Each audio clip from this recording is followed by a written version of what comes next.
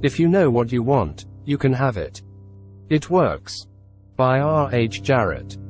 Here's your audio version of the famous 1926 Little Red Book that makes your dreams come true. It Works. A clear, definite, common-sense plan of accomplishment, with rules, explanations and suggestions for bettering your condition in life. The author sent the manuscript of this book for criticism to a friend who returned it with the notation, "It works."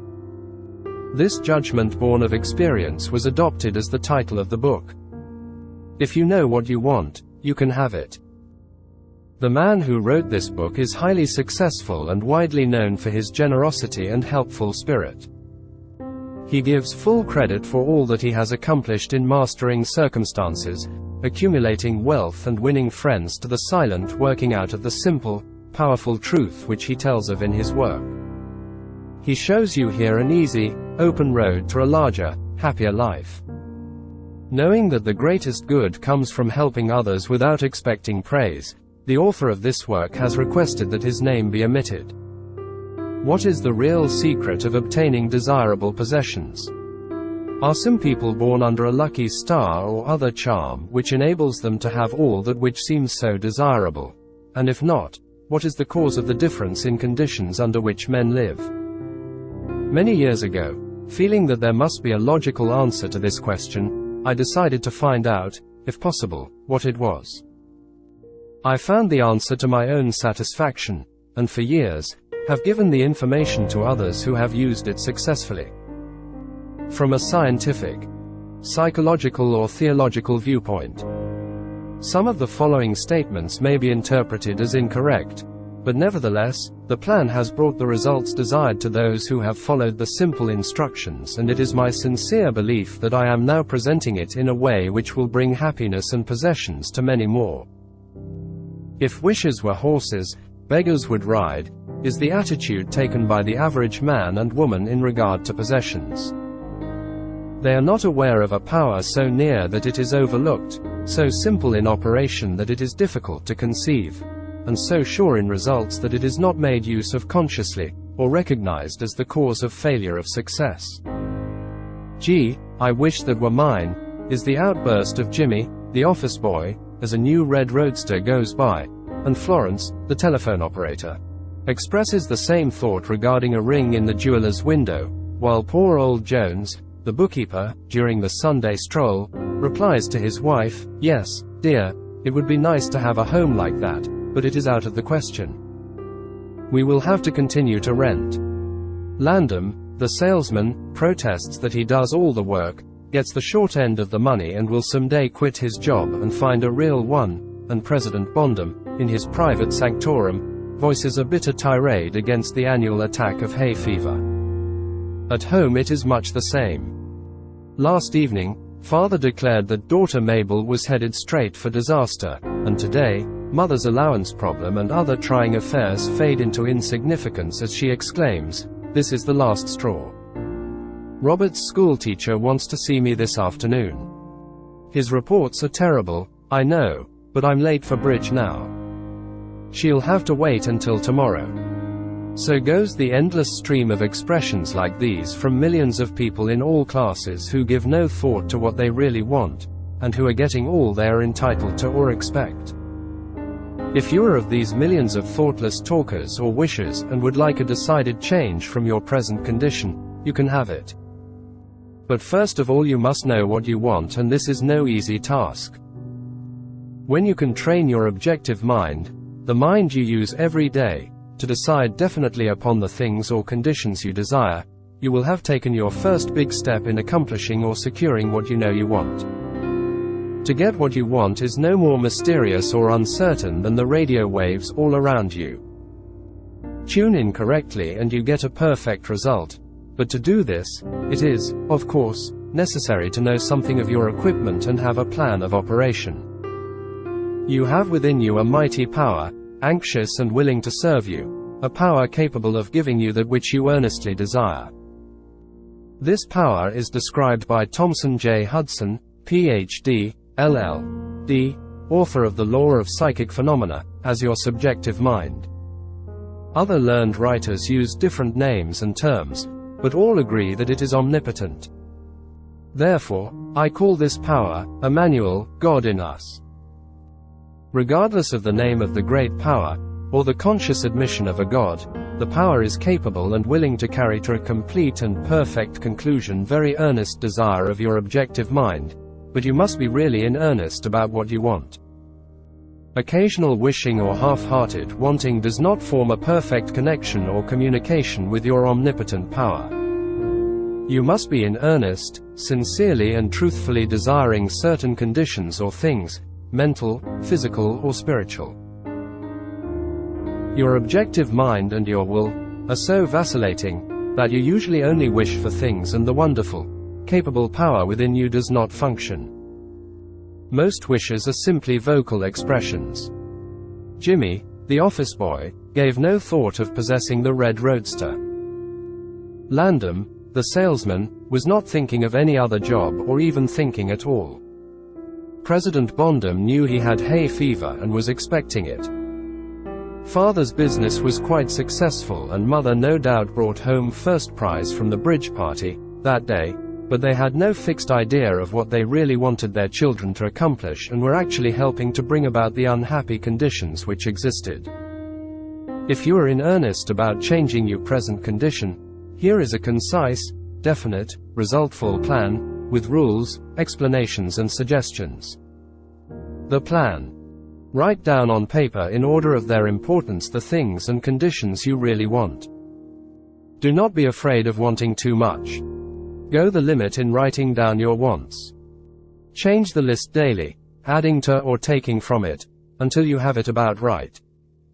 Do not be discouraged on account of changes, as this is natural. There will always be changes and additions with accomplishments and increasing desires. 3 positive rules of accomplishment.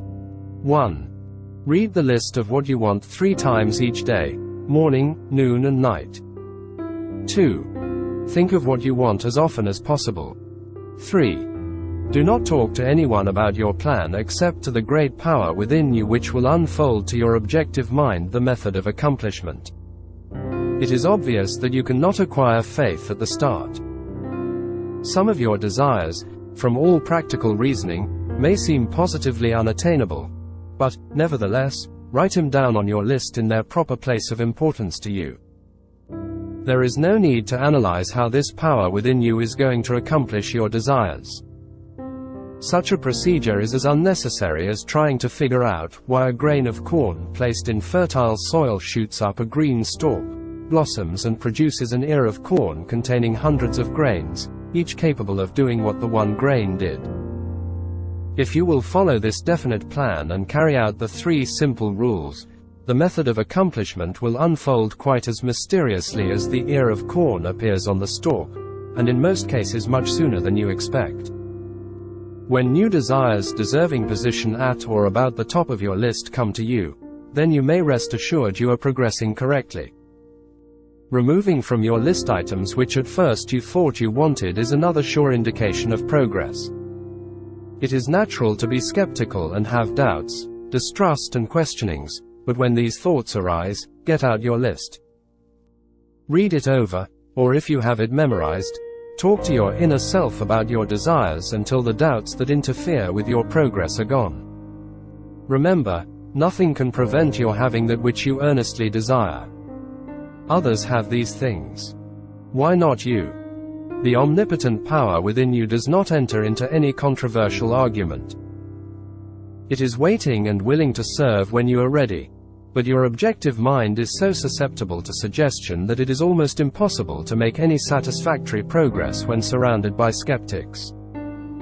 Therefore, choose your friends carefully and associate with people who now have some of the things you really want, but do not discuss your method of accomplishment with them. Put down on your list of wants such material things as money, home, automobile, or whatever it may be, but do not stop there. Be more definite. If you want an automobile, decide what kind, style, price, color, and all the other details, including when you want it. If you want a home, plan the structure, grounds and furnishings. Decide on location and cost. If you want money, write down the amount. If you want to break a record in your business, put it down. It may be a sales record. If so, write out the total, the date required, then the number of items you must sell to make it. Also list your prospects and put after each name the sum expected. This may seem very foolish at first, but you can never realize your desires if you do not know positively and in detail what you want and why and when you want it. If you cannot decide this, you are not in earnest. You must be definite, and when you are, results will be surprising and almost unbelievable. A natural and ancient enemy will no doubt appear when you get your first taste of accomplishment. This enemy is discredit, in form of such thoughts as, "It can't be possible. It just happened to be. What a remarkable coincidence." When such thoughts occur, give thanks and assert credit to your omnipotent power for the accomplishment. By doing this, you gain assurance and more accomplishment, and in time, prove to yourself that there is a law which actually works, at all times, when you are in tune with it. Sincere and earnest thanks cannot be given without gratitude, and it is impossible to be thankful and grateful without being happy. Therefore, when you are thanking your greatest and best friend, your omnipotent power, for the gifts received, do so with all your soul, and let it be reflected in your face. The power and what it does is beyond understanding. Do not try to understand it, but accept the accomplishment with thankfulness, happiness and strengthened faith. Caution. It is possible to want and obtain that which will make you miserable, that which will wreck the happiness of others, that which will cause sickness and death, that which will rob you of life. You can have what you want, but you must take all that goes with it. So in planning your wants, plan that which you are sure will give to you and your fellow man the greatest good here on earth, thus paving the way to that future hope beyond the pale of human understanding. This method of securing what you want applies to everything you are capable of desiring, and the scope being so great. It is suggested that your first list consist of only those things with which you are quite familiar, such as an amount of money or accomplishment, or the possession of material things. Such desires as these are more easily and quickly obtained than the discontinuance of fixed habits, the welfare of others and the healing of mental or bodily ills. Accomplish the lesser things first. Then take the next step, and when that is accomplished, you will seek the higher and really important objectives in life. But long before you reach this stage of your progress, many worthwhile desires will find their places on your list. One will be to help others as you have been helped. Great is the reward to those who help and give without thought of self, as it is impossible to be unselfish without gain. In conclusion, a short while ago, Dr. Emile Coué came to this country and showed thousands of people how to heal themselves. Thousands of others spoofed at the idea, refused his assistance, and are today where they were before his visit. So with the statements and plan presented to you now, you can reject or accept. You can remain as you are or have anything you want. The choice is yours, but God grant that you may find in this short volume the inspiration to choose aright, follow the plan, and thereby obtain, as so many others have, all things, whatever they may be, that you desire. Read the entire book over again, and then again. Memorize the 3 simple rules. Test them now on what you want most this minute. This book could have extended easily over 350 pages, but it has been deliberately shortened to make it as easy as possible for you to read, understand and use. Will you try it? Thousands of bettered lives will testify to the fact that it works. A letter to you from the author. Dear reader, the great possessions of life are all gifts mysteriously bestowed: sight, hearing, aspiration, love, or life itself. The same is true of ideas.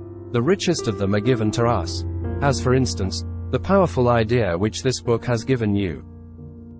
What are you going to do with it? Are you surprised when I tell you the most profitable thing you can do is to give it away?